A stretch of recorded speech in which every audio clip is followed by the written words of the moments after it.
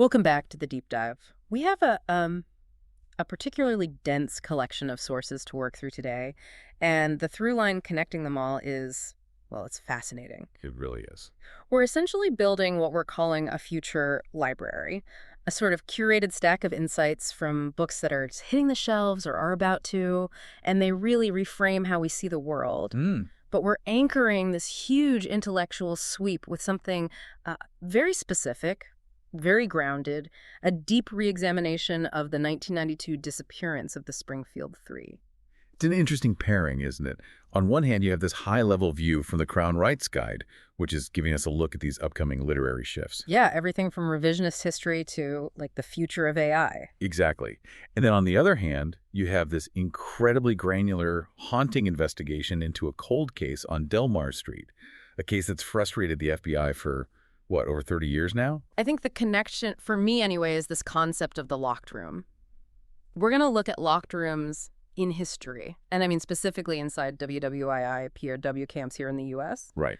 We're going to look at locked rooms in our own psychology, and then, of course, the literal locked house in Springfield where three women just vanish. Yeah. The mission today is really to pull out those aha moments, the things that challenge the standard narrative. We're not just summarizing these books. We're looking for the structural flaws in the systems we all, tend to trust. Precisely. And that's the thread that ties it all together. Whether it's the legal system when it comes to reparations, or the social systems defining identity in modern China, Or the forensic systems. or the forensic systems that just completely failed the Streeter and McCall families, we're looking at what happens when the machinery of society grinds against the individual. So let's start with the history, because this first book, The 15 by William Giroux, it completely destabilizes the standard American narrative of World War II. It really does. We have this idea, that the war was something that happened over there. Right. Far away. We sent boys to Europe, we sent boys to the Pacific. But Giroux's central point is that the Third Reich, it was physically present, right here in the American heartland. It's a massive blind spot in our collective memory. Yeah. The sheer number is just staggering. The United States housed nearly 400,000 German prisoners of war. 400,000. Yeah. That's the size of a major city. It is, and these weren't just temporary holding cells near the coasts. Mm-hmm. We're talking established camps in places like Oklahoma, Texas, Kansas, I think I read. Kansas, exactly. And because of the Geneva Convention, the conditions were, frankly, Better than what a lot of Americans had at the time, right? With the Depression recovery still sort of lingering. That's the incredible irony of it. They were well-fed, they worked on local farms to plug the labor shortage, and Giroux even talks about this strange fraternization where German soldiers would, date local American girls. Wait, hold on. How did that even work? Weren't they behind barbed wire? Well, a lot of the work was outside the camps on farms. And you had these young men, far from home, and young local women. Yeah. Human nature finds a way. But that's the surface story. Right, because Giroux's book isn't about that weirdly pastoral, almost friendly surface. It's about the war inside the wire. Yes. The central thesis here is that the Nazi command structure didn't just dissolve because they surrendered on a battlefield in Europe. No, in fact, it arguably intensified. It's like they felt this need to prove their loyalty while they were in the belly of the beast, so to speak. So what did that look like inside the camps? You had a camp population that was completely divided. Mm-hmm. On one side, you had the average Hans, the guy who was drafted, maybe didn't love Hitler and was just happy to be eating 3 square meals a day and not getting shot at. Okay. But then you had the true believers, the hardcore SS guys, the Gestapo types. Yeah. And they viewed surrender as just a temporary tactical setback. They were still at war. And they ran the camps internally. They set up their own kangaroo courts right inside these American camps. If a fellow prisoner was seen being too friendly with an American guard, or if they dared to criticize the Fuhrer, they were labeled a traitor. And we're not just talking about shunning, are we? The violence was brutal. Oh, it was brutal. They were beating and, in some cases, murdering fellow prisoners right under the noses of the American guards who, for the most part, were either oblivious or just wanted to keep the peace and didn't look too closely. Which brings us to the title of the book, The 15. This refers to a specific, incredibly high-stakes legal incident that came out of this internal war. This is the absolute core of the book. It starts with a murder at a camp in Oklahoma. A group of hardcore Nazis beat a fellow prisoner to death for what they call treason. And the U.S. government finally had to step in. They realized they had completely lost control of the internal discipline of the camps. So they decided to make an example. Yeah. They identified the ringleaders, 15 of them, and they set up a secret military tribunal. This wasn't a standard court-martial. Not at all. This was a tribunal specifically designed to send a message, both to the prisoners and back to Germany. And the verdict was swift.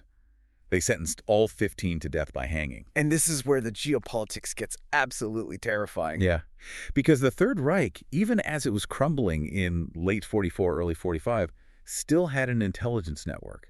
They found out about the death sentences. And their response. Their response was this chilling act of diplomatic leverage. They went into their own POW camps, and they selected 15 American prisoners, high-value targets like pilots, intelligence officers, and they condemned them to death in direct retaliation. It was a literal hostage trade. A hostage trade proposed in blood. The message was simple. You kill our 15, we kill your 15. The book details these frantic diplomatic cables flying back and forth between Washington and Berlin, mostly through Swiss intermediaries. You can just imagine the tension in the State Department, having to weigh the concept of justice, executing convicted murderers, against the very pragmatic reality of saving American lives. And Giroux really brings this to life by focusing on the individuals. There's this German ringleader nicknamed King Kong who just represents this terrifying, unbreakable ideological conviction. He felt he did nothing wrong. But on the American side? It's the psychological torture of being a pawn. You're an American pilot sitting in a cell in Germany. The war is technically winding down. You think you might make it home. And suddenly you're told you're going to be executed. Not because of anything you did, but because of a court case in Oklahoma that you've never even heard of. It just underscores that the battlefield it's global. And the trauma of war isn't just about combat. It's that realization that your life is just a bargaining chip for the state. Absolutely. And Giroux argues this incident, which was kept highly classified for a very long time, really shaped the post-war treatment of prisoners. It forced the U.S. to grapple with the limits of its own judicial power during wartime. It's a story about the state calculating the value of a life. And that is, I think, the perfect bridge to our next source, which deals with how the U.S. government calculates value in a civil context. We're looking at Getting to Reparations by Dorothy A. Brown. Mm-hmm. Now, what's important here is that Brown is a tax law expert, so she's not approaching this from a purely sociological perspective. She's coming at it like a forensic accountant. And that's exactly what makes this book so powerful and so difficult for critics to dismiss. The standard arguments against reparations usually fall into two buckets, right? Right. It was too long ago, or it's just administratively impossible to figure out who gets what. And Brown just dismantles both of those arguments by looking at the receipts. She pulls up the government's own records. Her argument basically shifts the debate from should we do this to why haven't we done this, given all the precedents? She lists these specific historical instances where the federal government had absolutely no problem cutting checks for what it deemed loss and violence. And the most jarring example for me was the compensation of slaveholders. It's a historical fact that is so often glossed over or just not taught. When the District of Columbia ended slavery, and this is before the Emancipation Proclamation applied nationwide, the federal government paid reparations. Did they pay the owners? They paid the owners for their loss of property. She highlights this one case of a wealthy white woman, Margaret Barber. She received $9,000 for her loss of slaves. And in today's money, what is that? It's roughly $250,000. So the government said, we are taking your property. Here is fair market value for it. So the legal precedent is established right there. The government pays for the loss of assets. The perversity, of course, is that the assets were human beings. But Brown's point is purely legal and financial.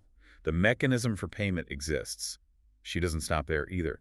She brings up the 1892 lynching of Italian immigrants in New Orleans. I had never heard of this. It's a crucial data point in her argument. A mob lynched 11 Italian men. It was a horrific, internationally condemned event. The Italian government was, understandably, furious. So President Benjamin Harrison, wanting to avoid a major diplomatic rupture with Italy, authorized a payment of $25,000 to the families of the victims. In today's money, that's about $766,000. And what was the legal justification for that? It was an explicit payment for violence failed to be prevented by the state. The government acknowledged its failure to protect people within its borders and paid for that failure. And then, of course, the big one is the Indian Claims Commission. Right. The government, over decades, paid out $818 million, which is hundreds of billions in today's value, to indigenous tribes for stolen land. Now, you have to be careful with that example. You do. We have to be clear. This didn't give the land back, and many activists argue it was just blood money that didn't come close to the true value of what was taken. But from a purely legal standpoint, It's an admission of liability. it's the government saying, we took this, it was wrong, we owe you X amount for it. So Brown's conclusion is that this whole administrative impossibility argument is frankly a lie. We have a tax code that can handle incredibly complex depreciation of assets. We have a history of paying for lynchings, as long as the victims are foreign nationals. We have a history of paying for lost property, as long as the claimants are white. So the exclusion of Black Americans from this framework isn't an accident. It's not a logistical hurdle. It's a specific, repeated policy choice. She argues that the refusal to pay reparations isn't about logistics at all. It's about who the law recognizes as a victim worthy of compensation. And she even proposes how it could be done. Yeah, through the existing tax infrastructure. Things like tax credits, wealth transfers, stuff the IRS does every single day. It's about a system of justice that has been, up to this point, selectively applied. Speaking of selectively applied systems and state control, let's pivot from the U.S. to China. We're looking at Let Only Red Flowers Bloom by Emily Feng. We're moving from the American state's financial control to the Chinese state's control over identity itself. Feng was a correspondent in Beijing during this period, and she documents this major shift in propaganda, especially around the 100th anniversary of the Communist Party. The state began to aggressively and very publicly define the ideal citizen. And that definition was extremely narrow. Incredibly narrow. Han ethnicity, Mandarin-speaking, officially atheist, and of course, politically loyal to the party. The problem, which the party sees as a feature, not a bug, is that China is an empire of immense diversity. So you have millions upon millions of people, Uyghurs, Tibetans, Mongolians, and others who suddenly find their very existence, their culture, their language, defined by the state as incorrect. And Feng tells these deeply personal stories of the human cost. There's one about a Mongolian teacher who has to flee the country, and his crime wasn't terrorism or violence, it was wanting to teach his students in his mother tongue, Mongolian. That's what she calls the soft violence of cultural erasure. Exactly. We know about the hard violence. She covers the re-education camps in Xinjiang extensively, and it's harrowing. But the story of the teacher is so poignant because it shows the immense psychological toll. This man has to leave his home, his elderly parents, everything he has ever known, just to preserve the language that defines how he thinks and dreams. And she connects all of this to the surveillance state. It's not just about passing laws from on high. No, it's about the cameras on every street corner. The social credit scores that can determine if you can buy a train ticket. The pressure on neighbors to report on neighbors who aren't conforming. It is a totalizing system that aims to control every aspect of life. Which brings us to the most intimate form of resistance imaginable. Food.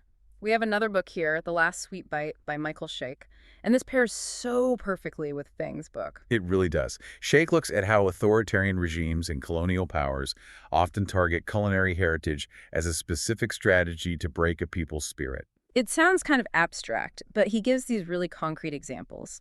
In the Uyghur region, he talks about the Sinicization of bakeries. Which is just, it's so insidious. It's not enough to control the people, you have to control their bread.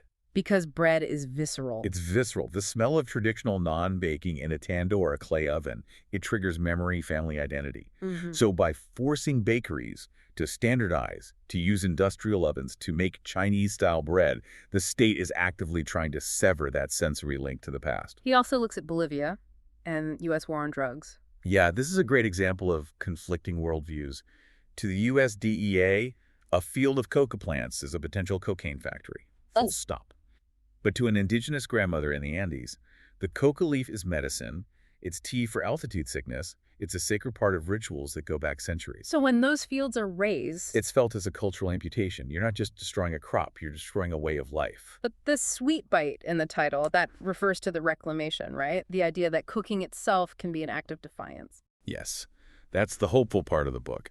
He spends time with Rohingya refugees in the camps in Bangladesh. These are people who have lost their citizenship, their homes, their land, everything. But in the camps, they will go to extraordinary lengths to find the specific spices, the right kind of fish paste, to make their traditional curries. That act of cooking isn't just about staving off hunger. Not at all. It's a political statement. What? It's saying, You can displace us, you can try to erase us, but you cannot make us forget who we are. You cannot take the taste of home from our mouths. It's this very powerful, very quiet form of soft power, right from the bottom up. Let's follow that thread of reclaiming the self into our next section. We have a stack of memoirs here that are all, in their own way, about individuals trying to find their footing in systems that really weren't built for them. And we're starting with a really radical pivot, A Change of Habit by Sister Monica Clare. I love this story because it just completely disrupts our stereotype of what a nun is. Monica wasn't some sheltered girl who went straight from Catholic school to the convent. Not at all. She was a high-powered photo editor in the New York media world. Dealing with cocaine-fueled photographers, the insane vanity of the fashion industry, the constant noise of making it, and she just walked away from all of it to take a vow of poverty and join an Episcopal convent. The detail that really stuck with me was what she calls the economy of grace inside the convent, specifically the rule against compliments. Right. To a modern ear, that sounds so harsh, like, hey, nice soup, sister. Yeah. And the response is just silence. It seems cold. It does, but the philosophy behind it is profound. Mm-hmm. In her old life, her media life, everything was transactional. You do a good job so you can get a raise or a pat on the back or a like on social media. It's all about getting something in return. Validation. Constant validation. The convent taught her that acts of generosity should be completely free from the expectation of return. You do a good thing because it's a good thing to do, not because you want to be thanked for it. She talks about the literal withdrawal symptoms she had from that lack of praise. She realized she was addicted to it. It's like a detox program for the ego. And speaking of the ego and the literal heights of achievement, let's look at Enough by Melissa Arnott Reed. She was the first American woman to summit Mount Everest without using supplemental oxygen.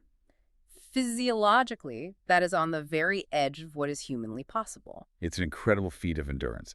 But the book isn't really about the climb up.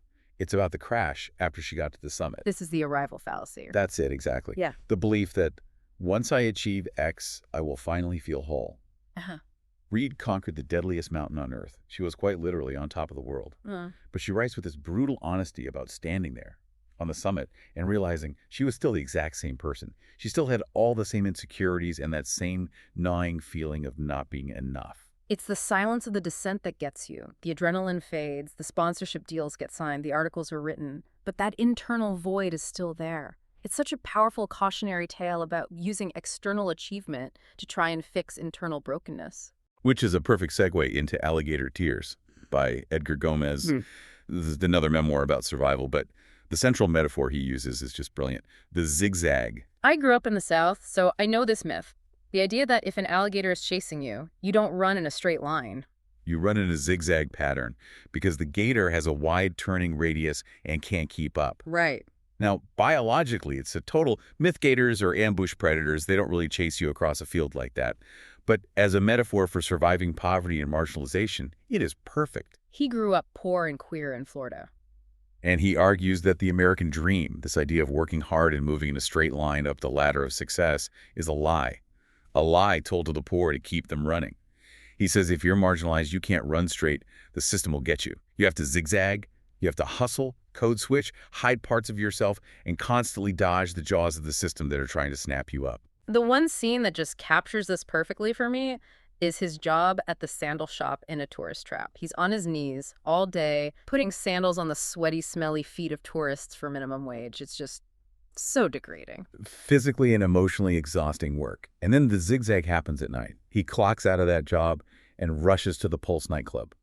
And in that space, the posture completely changes. He isn't the servant on his knees anymore. He's the star. He's celebrated. He's part of a vibrant community. The book is this beautiful, heartbreaking tribute to those sacred spaces like Pulse, where people who have to zigzag all day can finally, for a few hours, walk straight. But sometimes the space that looks glamorous and freeing from the outside is actually the most toxic. Which brings us to You Want to Be on Top by Sarah Hartshorn. This takes us inside the America's Next Top model house. Oh, man. We all watched that show. It was a cultural juggernaut in the early 2000s. Absolutely. But Hartshorn, who was a contestant on the show, reveals that it was essentially a Stanford prison experiment, but with fashion and really bad makeovers. The luxury mansion was a total set. A set. She says they didn't have a dishwasher or a microwave.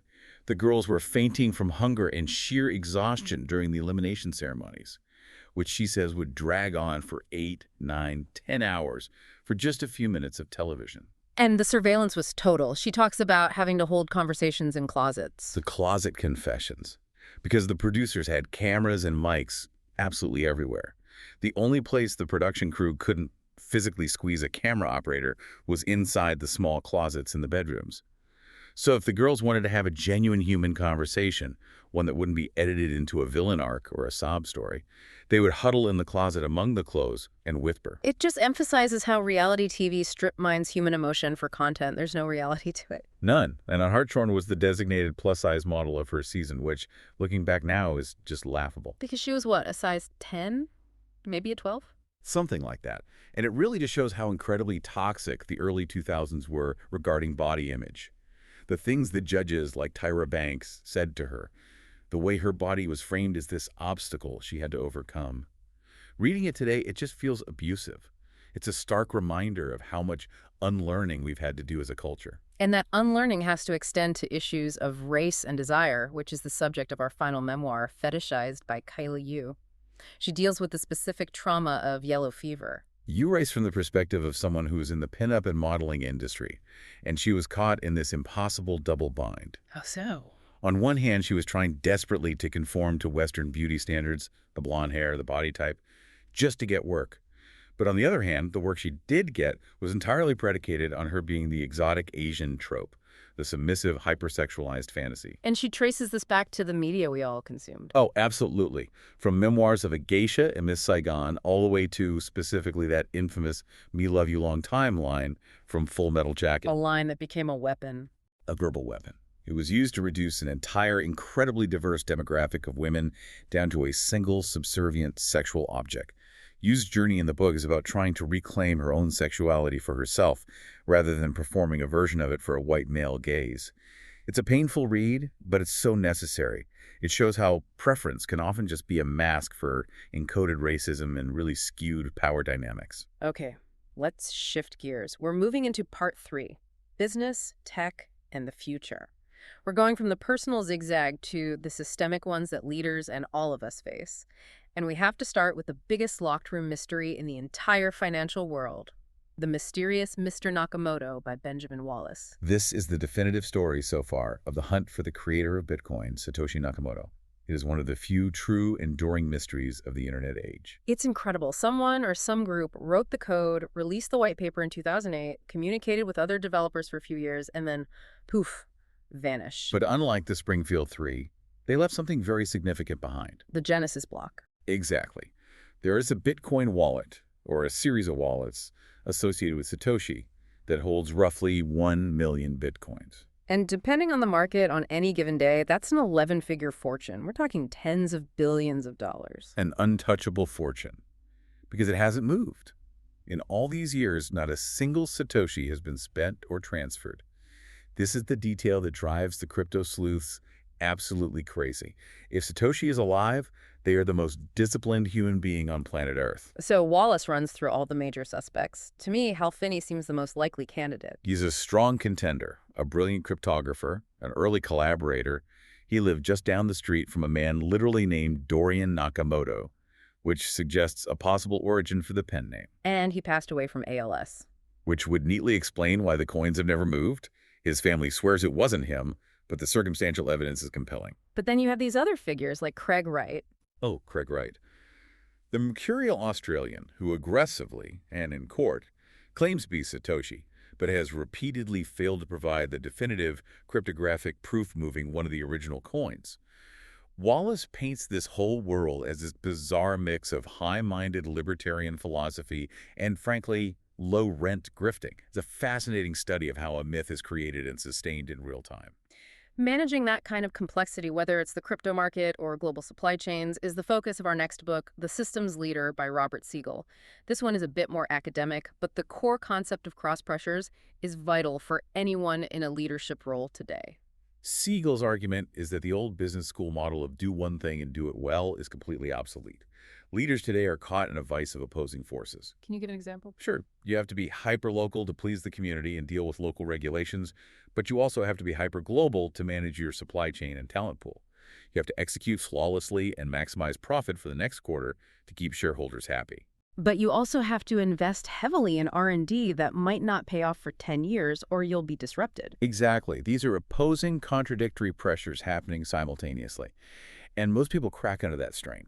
They pick a side. They say, we are an innovation company, and they neglect current operations and the business fails. Or they say, we are an operations company. They focus only on efficiency, and they get blindsided by the next big thing. So Siegel's solution isn't to pick one? No. His point is that you have to build a system and a leadership team that can hold attention. You don't solve the paradox of local versus global. You manage it. It's about developing cognitive flexibility and being comfortable with ambiguity. Which brings us to the cognitive load we all carry, not just leaders. Time Anxiety by Chris Guillebeau. Yep. I have to admit, this book hit me hard. I am a person who lives by my to-do list. I get anxious when there are unchecked boxes at the end of the day. I think we all do. It's the modern condition. Guillebeau's diagnosis is that our anxiety doesn't come from a literal lack of hours in the day. It comes from a misalignment and from the false belief that if we just work harder, faster, or smarter, we will eventually finish. But you can't finish. You can never finish. The incoming stream of tasks, emails, and demands is infinite. The inbox never gets to zero for long. So his solution is what he calls building a tolerance for incomplete to-do lists. It's a form of radical acceptance. Wow. You have to be able to look at a list of 10 important things, choose to do the 3 most critical, and then go to sleep without hating yourself for not doing the other 7. He has a line in there that is just, it's brutal but true. You must be willing to disappoint people to save your own life. It's so good. Because if you try to reply to every email, if you say yes to every request, you are fundamentally prioritizing other people's agendas over your own health and your own most important work. I am putting that on a sticky note on my monitor. Disappoint people to save your own life. It's a game changer. Finally, in this business stack, we're pairing 2 books that tackle the intersection of race and capital. Play the Game, Change the Game, Leave the Game by Robert W. Livingston, and You Deserve to Be Rich by Rashad Bilal and Troy Millings. Livingston's framework is super clear and helpful for understanding how to navigate corporate America, especially for Black professionals. He says you essentially face 3 strategic choices. Right. First is play the game. This is the Ruth Simmons approach. She became the first Black president of an Ivy League university, Brown, by mastering the existing rules of academia and outperforming everyone. Okay, that's one path. The second is change the game. This is the activist approach. The prime example is Colin Kaepernick, who used his platform as an NFL quarterback to force a national conversation about police brutality, even though he knew it would cost him his career. He tried to change the rules from within. And the third path? Leave the game. This is about opting out of predominantly white institutions entirely to build Black-owned businesses and generate Black-owned equity. Which is exactly what Bilal and Millings preach in You Deserve to Be Rich. These are the guys from the Earn Your Leisure podcast. Their entire philosophy is leave the game by buying the board. They focus heavily on financial literacy as a form of civil rights in the 21st century. They argue that you can't protest your way to freedom if you don't understand how capital gains tax works or how to leverage whole life insurance policies as a financial tool. It's about healing financial trauma. It is. It's about removing the mystery and the fear around money so that it can be used as a strategic tool for liberation rather than a shackle that keeps you in a game you can't win. Okay, so we have examined the systems of war, the systems of identity, and the systems of commerce. Now, we are going to walk into a single house on a quiet street where all of those systems completely and utterly failed. Part 4. The Deep Dive.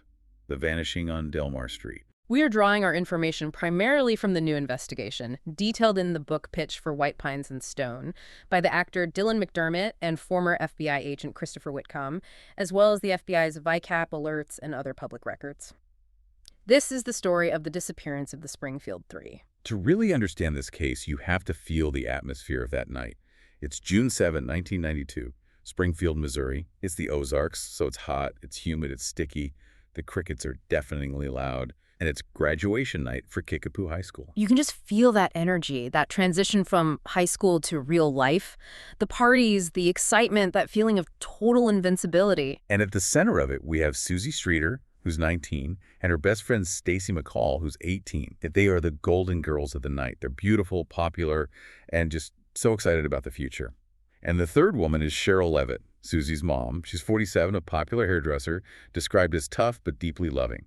The timeline of that night is absolutely crucial here. Susie and Stacy are bouncing between a few different graduation parties. They're driving their own cars initially, but then they consolidate into one to make things easier. Right. And the original plan was for both of them to stay the night at their friend Janelle's house. But when they finally get to Janelle's around 2 in the morning, the place is a zoo. Yeah. It's totally packed. People are sleeping on the floor. It's loud. It's chaotic. And Susie has a much better option. She just got a brand new king-size waterbed as a graduation gift. The ultimate 90s luxury item. It's the perfect crash pad. So she tells Stacy, hey, let's just go to my mom's house. We've got the big bed. It'll be quiet. We can sleep in late before we go to the water park tomorrow. So they leave Janelle's. They drive to Cheryl's house at 1717 East Delmar Street. They probably arrive around 2:01 a.m. We know this because they parked their cars, both of them, in the circular driveway. The cars were still there, untouched, the next morning. And that is the last positive sighting of any of them. That is the moment they effectively vanish from the world. It is. So let's walk through the discovery the next day, the morning after. Their friend Janelle, expecting to meet them at the water park, starts calling the house around 8 a.m. No answer. She calls again. Still no answer. So she and her boyfriend decide to just drive over, maybe around 9 a.m. They pull into the driveway. They see both cars are there. So they figure the girls just overslept. They walk up to the front door. And it's unlocked. It's unlocked. Yes. Janelle walks in. The house is silent. But there are these immediate visual cues that something is wrong, even if she doesn't process it as a crime yet. First, the dog. Cinnamon, little Yorkshire Terrier. The dog is agitated, yapping, freaking out, which is apparently out of character. And then the purses. This is the detail. This is the detail that has haunted every single person who has ever studied this case. At the foot of the stairs, lined up in a neat, orderly row, are the three women's purses: Cheryl's, Susie's, and Stacy's. Let's just analyze that for a second. A woman's purse is her lifeline. It has her keys, her money, her driver's license, her cigarettes, her makeup. You do not leave the house without it, ever. Especially not Cheryl Levitt, who was a known chain smoker. Her cigarettes and her lighter were found on her nightstand upstairs in her bedroom. She would never, ever have walked out the door willingly without them. The fact that the purses were all there and lined up so neatly suggests one of two things. Either they arrived, put them down, and were immediately interrupted by someone they knew. Or they were forced to leave them there by an abductor. It's not the sign of a panicked, voluntary exit. So Janelle keeps walking through the house. She goes to the kitchen. What does she see? She sees a pot of coffee on the machine. The pot is full, but one cup has been poured and is sitting on the counter. And the coffee is cold. The coffee is cold.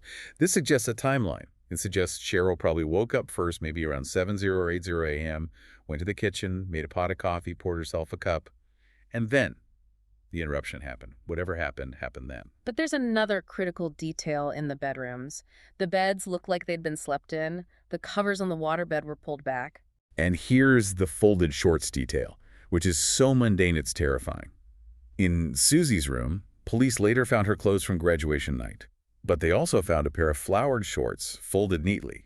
And inside the pocket of the shorts was her jewelry, her watch, her necklace. That implies a routine, a calm, end-of-the-night routine. She came home, she took off her jewelry, she put it in her pocket so she wouldn't lose it, she folded the shorts, she went to bed. This wasn't a frenzy. This was a completely normal night.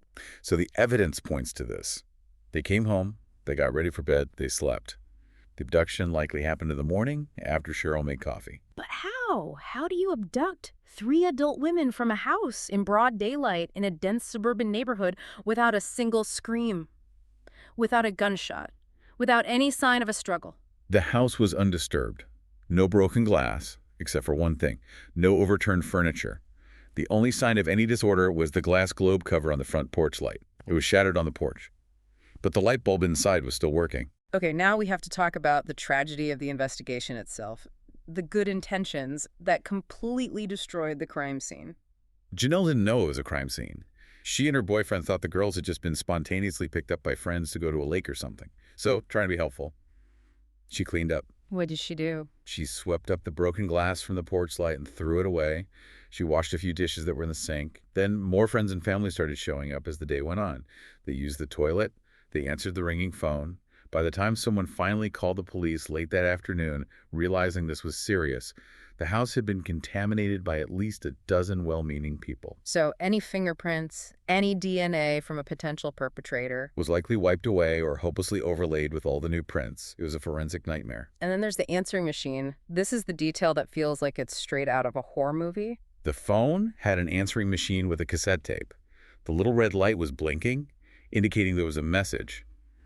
A friend trying to be helpful pressed play. And they heard a male voice. A male voice. The descriptions of it vary. Some say the message was lewd and sexual. Some say it was just strange and unsettling. But here's the catastrophic part. The friend, thinking the tape might be full and that the women might try to call home, decided to clear space. And they accidentally deleted the message. That one button press erased the only potential piece of audio evidence of the killer. It's just a devastating, irreversible mistake. The FBI later brought in audio engineers, some reports say from NASA, to try and recover the audio from the magnetic impression on the tape. But it was gone. Just digital silence. So with no physical evidence, no bodies, and no witnesses who could have done this, the investigation looked at everyone. Ex-boyfriends, local criminals, transient workers. But one name just keeps surfacing year after year: Robert Craig Cox. Cox is a terrifying figure. He was an Army Ranger, which means he was trained in silent movement, surveillance, and killing. And in 1978, he was convicted of murdering a 19-year-old woman in Florida named Sharon Zellers. And the details of that Florida murder are absolutely gruesome and very specific. When Cox was arrested for that crime, he had a significant undeniable injury. An inch of his tongue was missing. He claimed he bit it off himself. He had some story about biting it off himself in a fit of rage or something. But the prosecution argued, very convincingly, that the victim, Sharon Zellers, bit it off while fighting for her life. The forensics supported that theory. He was found guilty and sentenced to death. But he got out. He got out. On a procedural error, the Florida Supreme Court overturned his conviction on a technicality regarding how evidence was handled. He was released. And in June of 1992, where was he living? Springfield, Missouri. And what was he doing for work? This is the key. He was working in underground utilities. He laid cable. He worked on water mains. He knew the subterranean layout of the city intimately. He knew which backyards connected to which drainage ditches. And he admitted to the police that he'd worked on Delmar Street. So you have a trained killer, a known sexual predator who knows the terrain inside and out, living nearby at the time of this disappearance. Did he have an alibi for that morning? He did. His girlfriend at the time told police he was at church with her that morning. And the police apparently verified it. But alibis can be faked, times can be fudged. Years later, Cox was imprisoned in Texas for a different kidnapping. And from prison, he started taunting journalists and investigators about the Springfield case. What did he say? He said things like, "I know the women are dead. I know where the bodies are." He played these cruel games, saying, "I'll tell you what happened, but only after my mother dies." And his mother eventually died. Did he talk? No, he went silent again. He refuses to give the families any closure. It's the ultimate power play for a psychopath. The new book, White Pines and Stone, re-examines the Cox theory, but it also looks closely at the possibility of a ruse. And this would explain the purses. This theory suggests that someone knocked on the door that morning, maybe dressed as a police officer or a utility worker claiming there was a gas leak. Someone in a position of authority. And Cheryl would have opened the door. She would have. And if this person said, "Ma'am, you need to evacuate the house immediately. Come with me now," what would you do? You wouldn't stop to grab your purse if you thought you were just stepping out to the curb for a few minutes while they checked a gas line. And once they're out the door, A van pulls up, a weapon is shown, and it's over. It explains the lack of struggle inside the house. It explains the compliance. It is, to me, the most terrifying theory because it weaponizes our trust in the systems that are supposed to protect us. the Springfield Three remains one of the most baffling and heartbreaking cases in American history because these three women simply ceased to exist. No bodies have ever been found. No definitive physical evidence has ever been located. There's just the void they left behind and that house on Delmar Street. It's a profound reminder that our sense of safety is an incredibly fragile construct. We lock our doors, we live in nice neighborhoods, but there are predators out there who know how to bypass those systems. We really want to encourage you to read more about this.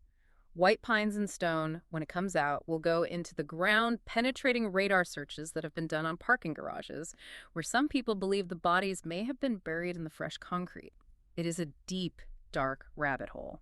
And to pull us out of that darkness just for a moment, let's wrap up with our literary miscellany. We always like to end with a few other intriguing titles that expand the horizon in completely different directions. First up, if you need a serious palate cleanser, we have The Spamalot Diaries by the great Eric Idle. It's hilarious. It's a chaotic, anxiety-ridden, and brilliant diary of trying to turn Monty Python and the Holy Grail into a smash hit Broadway musical. It's also a great lesson in resilience, isn't it? Creating art is just messy. Idle breaks his ankle, he fights with producers, he's dealing with massive egos. It completely demystifies the glamour of Broadway. Then, for the adventure lovers, we have Neptune's Ransom by Julian Sainton. This is the story of the San Jose. The San Jose, a Spanish galleon that sank off the coast of Colombia in 1708, with what might be the single richest treasure in human history. Billions and billions in gold, silver, and emeralds. But the book isn't just a treasure hunt. No, it's about the legal and political battle over the wreck today. It's the government of Colombia versus Spain, versus indigenous groups whose ancestors mined the gold, versus an American salvage company that claims they found it first. It shows that even 300 years later, at the bottom of the ocean, history is still a battleground. Okay, next we have Should We Go Extinct by Todd May. A light title for a light read. A philosophical heavy hitter for sure. May asks a really uncomfortable moral question. Given all the suffering humanity causes to animals, to the planet, to each other, would the universe be an ethically better place if we just quietly stopped reproducing and faded away? He doesn't advocate for violence, just a voluntary end. It is a truly challenging thought experiment about our ultimate value as a species. And finally, a novel to round things out, The Correspondent by Virginia Evans. This is a beautiful story about a 73-year-old woman who has spent her life as a recluse, but decides to start writing letters to all the important people in her past to confront things left unsaid. It's a very moving look at memory, regret, and the courage it takes to confront your own history before it's too late. Joe. We have traveled a very long way today, from the secret tribunals of World War II to the modern tax codes of reparations, from the summit of Everest to the Vanishing Act in Springfield. What's the synthesis here? What's the thread? I think the synthesis is about the edge. We mentioned that book briefly, Letters from the Edge, and I think that's where we've been hovering this whole time. We've looked at the edge of the law with those German POWs, the edge of social acceptance with the zigzag survivors, and the literal edge of human knowledge in the Springfield 3 case. And it's human curiosity that drives us to that edge. We want to know what's in the dark. We want to know where the money is, where the bodies are, where the justice is. Exactly. And sometimes looking over that edge is terrifying. The things we find there can be horrifying. But the alternative is ignorance. And as we saw with the Nazi power structures in those camps, and as the McCall and Streeter families learned in the most painful way possible, ignorance doesn't keep you safe. Understanding the systems, how they work, how they fail, and how they can be manipulated is the only way we can hope to navigate them. And that is the mission of the Deep Dive. Thank you for going on this journey with us today. Please check the show notes for links to all these incredible books and sources. Stay curious. And keep questioning the locked rooms. Goodbye.